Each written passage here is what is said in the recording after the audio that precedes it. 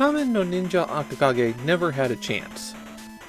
It was published by Toei Animation and developed by Shoei Systems, the people who made the Hokuto no Ken games for Toei.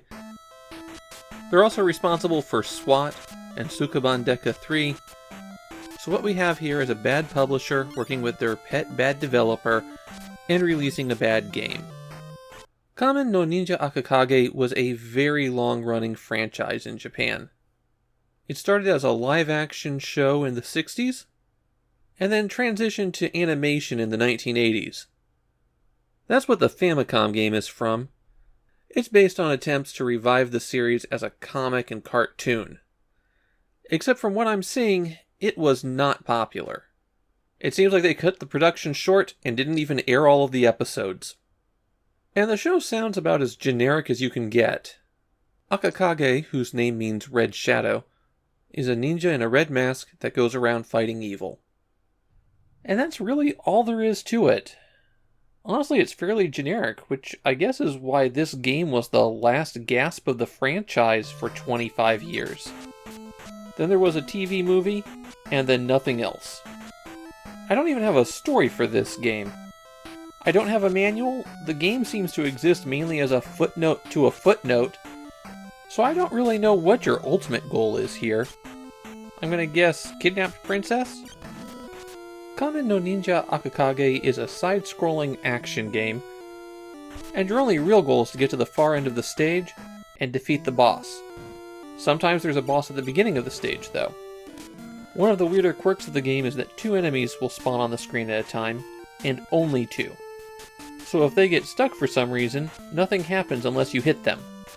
Enemies continuously spawn in so that there's 2 of them on the screen, and when you cross the boundary between 2 different enemy types, all of the previous ones just vanish. Enemies can drop white orbs that restore some health, or red orbs that make you invisible for a short time. That said, you're probably better off just running from all the enemies that appear. You don't get anything by fighting them, and they just keep coming forever. Many of the bosses that you face will only be vulnerable to a specific weapon. You start out with a sword and shuriken, and you switch your weapons by pressing start, hitting left and right to select what you want, and then hitting A, which is the jump button. Doing that also unpauses the game and makes you jump. The birds that you encounter have to be taken out by shuriken, and this big guy has to be defeated with your sword. And then you get to the frog. The frog requires that you throw bombs into its open mouth, except you don't start with bombs. So where do you get them? Well, on some stages you'll find this heart marker, and if you stand below it and press up, you'll talk to this guy who will give you an upgrade. If you miss getting the bombs, then you're stuck when you reach the frog. Other things that you can get from him are ninja abilities, like throwing a smoke bomb that'll make you indestructible for a little while. These aren't necessarily the best things to use because it doesn't switch away from the ability after you activate it.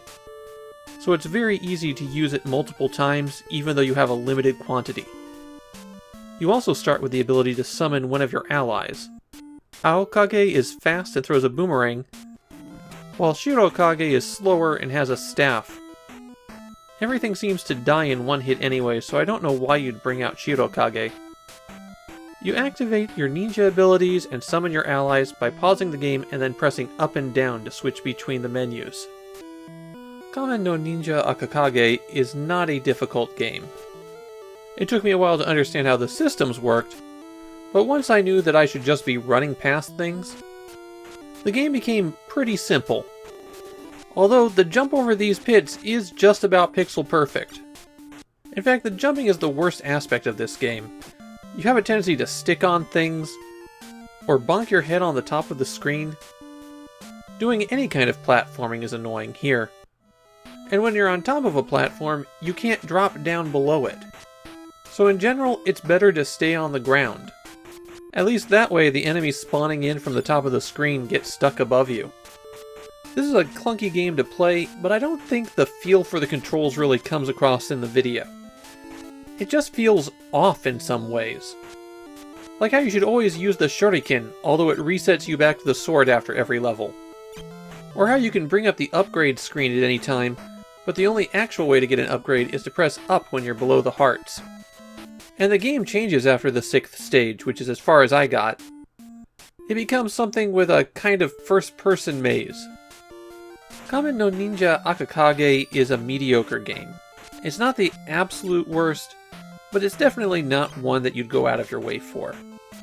Maybe the best thing about it is that there's another Kamen no Ninja Famicom game, but the main character of that one is a parody of Akakage. And needless to say, Capcom made a better game.